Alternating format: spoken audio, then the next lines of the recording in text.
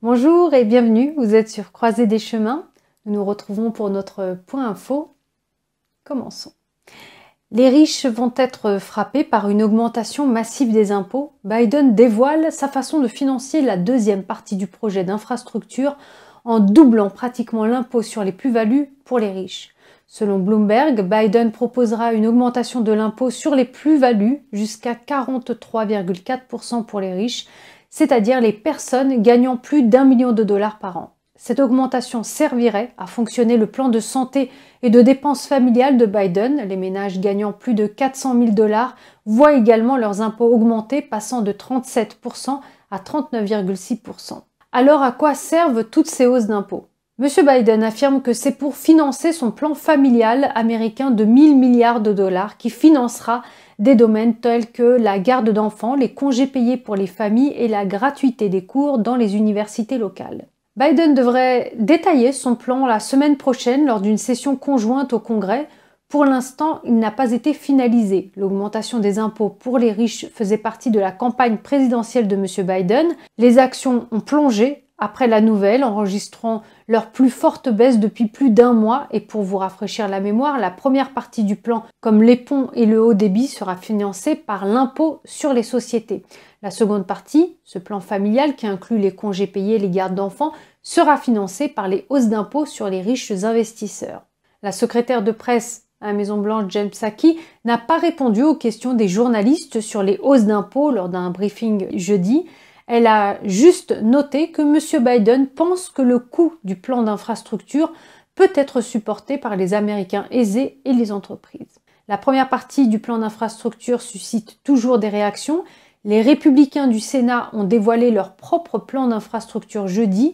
Il coûte moins de la moitié du plan de 2 trillions de dollars de Biden. Ils ont qualifié le plan de plus de 500 milliards de dollars de robuste et ont déclaré que c'était le plus grand plan d'infrastructure que les républicains pouvaient proposer.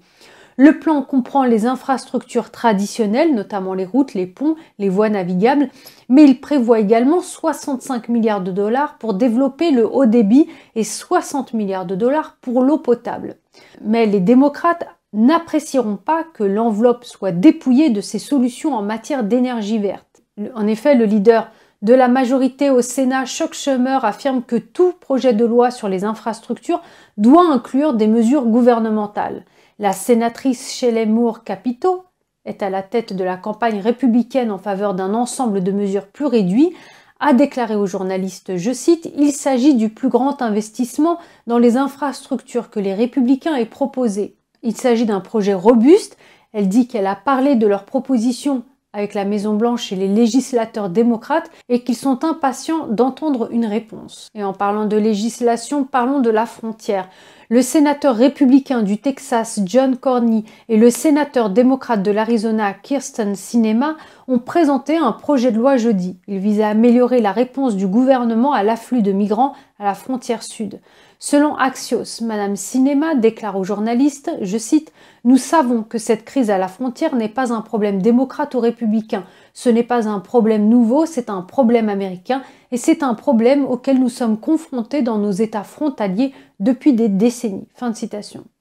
Le projet de loi bipartisan s'intitule Bipartisan Border Solution Act. Il prévoit des moyens d'accroître la capacité des abris pour migrants, de résoudre les demandes d'asile dans les meilleurs délais. Madame Sinema déclare « J'ai vu de mes propres yeux comment l'Arizona, et en particulier les petites communautés le long de la frontière, payent le prix de l'échec du gouvernement fédéral à réparer notre système d'immigration défaillant. » Ajoutant qu'elle est fière de présenter une législation bipartisane garantissant que le gouvernement fédéral prend des mesures significatives pour soutenir nos communautés frontalières, sécuriser la frontière et traiter tous les migrants et les enfants non accompagnés de manière équitable et humaine. Fin de citation.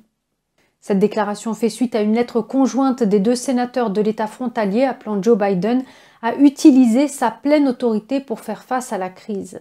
Et en parlant du Texas et de l'Arizona, tous 2 demandent à Joe Biden de s'attaquer à la crise frontalière par d'autres moyens. Le Texas poursuit à nouveau Joe Biden en justice. Cette fois-ci, le procureur général s'en prend à la Maison-Blanche pour avoir bafoué ses propres règles en matière de pandémie à la frontière sud. L'action en justice indique que les responsables de l'administration ont abandonné les protections préexistantes contre les étrangers infectés par le virus qui entrent dans le pays.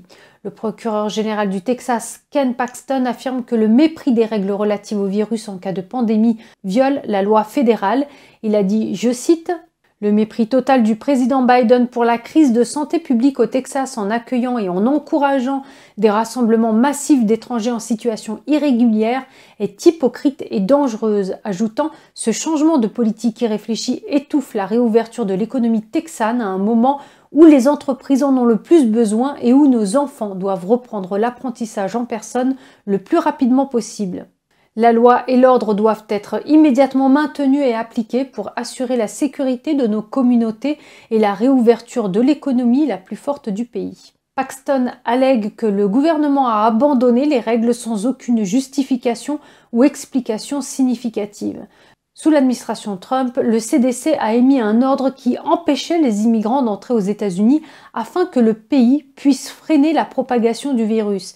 Biden a immédiatement annulé l'ordre lorsqu'il a pris ses fonctions. L'action en justice allègue que l'administration Biden a enfreint la loi en n'utilisant pas le titre 42 pour renvoyer les personnes ayant traversé la frontière, ce qui a conduit à l'afflux massif à la frontière entre les États-Unis et le Mexique. L'action en justice note que les douanes et la patrouille frontalière ont vu une augmentation d'environ plus de 1000% des unités familiales entre novembre 2020 et mars 2021, mais que l'utilisation du titre 42 a diminué. Paxton a déclaré plus tôt cette année que les étrangers en situation irrégulière coûtent aux contribuables texans un montant estimé à 855 millions de dollars chaque année. Il s'agit du 7e procès intenté par le Texas contre Biden depuis son entrée en fonction. Et en Arizona, 2 sénateurs démocrates demandent à Biden de renforcer le personnel de sécurité le long de la frontière. Dans leur lettre, les sénateurs Kyrsten Sinema et Mark Kelly demandent également à la Maison-Blanche de rembourser l'État pour les quelques 500 membres de la garde nationale que l'Arizona a déployés pour mieux répondre à la crise. Il commence la lettre par « Il y a une crise à la frontière sud ». D'après les récentes conversations avec les dirigeants des communautés locales, les forces de l'ordre et les responsables locaux du ministère de la Sécurité intérieure, il est clair que leurs ressources, leurs effectifs et leurs capacités sont mis à rude épreuve. Cette lettre fait suite à la déclaration d'urgence du gouverneur de l'Arizona, Doug Ducey, concernant la frontière sud. Il a également annoncé le déploiement de la garde nationale de l'Arizona à la frontière sud de l'État pour aider les forces de l'ordre à faire face au nombre croissant de passages illégaux. Monsieur Ducey a déclaré que la situation dans nos communautés frontalières est tout aussi mauvaise, si ce n'est pire, que ce que nous avons vu dans les médias. Il a ajouté qu'il est devenu évident que l'Arizona a besoin de la garde nationale et la Maison-Blanche en est consciente. Pourtant, à ce jour, il n'y a eu aucune action de la part de cette administration et il ne semble pas qu'elle va agir de sitôt.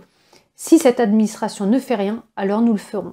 Le nombre de franchissements illégaux à la frontière a augmenté depuis l'entrée en fonction de M. Biden. En effet, on le sait, en mars, le nombre de franchissements illégaux à la frontière a dépassé 150 000 contre 75 000 en janvier. Et le nombre de mineurs non accompagnés ou enfants a également augmenté. En mars, ils étaient près de 19 000 contre environ 13 000 en janvier. Les États-Unis se sont efforcés de les contenir, ouvrant plus d'une douzaine de nouvelles installations et demandant à des parents d'accueil de les héberger. Et la bataille terminologique continue. La Maison-Blanche revient sur les commentaires de M. Biden qui a qualifié la situation à la frontière de crise ce week-end. Politico est le dernier média en date à demander aux journalistes de ne pas utiliser ce terme. Le Washington Examiner a obtenu un mémo interne de Politico qui demandait au personnel d'éviter le terme crise en disant que la situation actuelle à la frontière ne correspond pas à la définition du dictionnaire d'une crise. Le personnel a été informé qu'il s'agissait d'un problème et d'une situation désespérée. En mars, un rédacteur de Politico a admis l'existence d'une crise de l'immigration, mais il a prévenu les électeurs que ce n'était pas celle que vous pensez.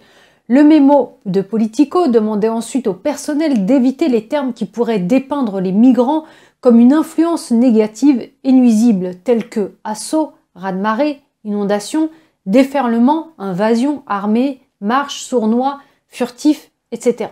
Washington Examiner a noté que Politico n'avait aucun scrupule à utiliser le terme de crise pour parler du climat, Politico n'est pas le seul. Le mois dernier, Associated Press a demandé à ses journalistes de ne pas utiliser le terme de crise, affirmant également qu'il ne correspondait pas à la définition du dictionnaire. Beaucoup ont souligné que la paix n'avait pas ce scrupule-là à parler de crise frontalière sous Trump en 2018 et 2019. Alors, la situation à la frontière correspond-elle à la définition du dictionnaire? Eh bien, le mot crise, selon dictionnaire.com, signifie une condition d'instabilité ou de danger, comme dans les affaires sociales, économiques, politiques ou internationales, menant à un changement décisif. Fin de citation. Dans le dictionnaire anglais de Cambridge, la crise est définie comme un moment de grand désaccord, de confusion ou de souffrance. Alors pourquoi ce changement de terminologie? En fait, cela fait partie d'un effort de l'administration actuelle pour renverser les politiques de l'ère Trump. Pour rappel, la Maison-Blanche a également ordonné que le terme étranger illégal soit modifié plus tôt cette semaine. Les agents des douanes et des frontières doivent maintenant utiliser non-citoyens ou migrants à la place. Les défenseurs de cette mesure estiment que l'utilisation du terme étranger illégal est déshumanisante, tandis que les détracteurs soulignent que le terme sans-papier n'exprime pas correctement le fait que ces personnes ont en fait franchi la frontière et restent illégalement aux États-Unis. Voilà, Croisée des chemins, c'est fini pour aujourd'hui. Merci d'avoir suivi, merci de votre présence. Prenez soin de vous et je vous dis à très bientôt. Au revoir.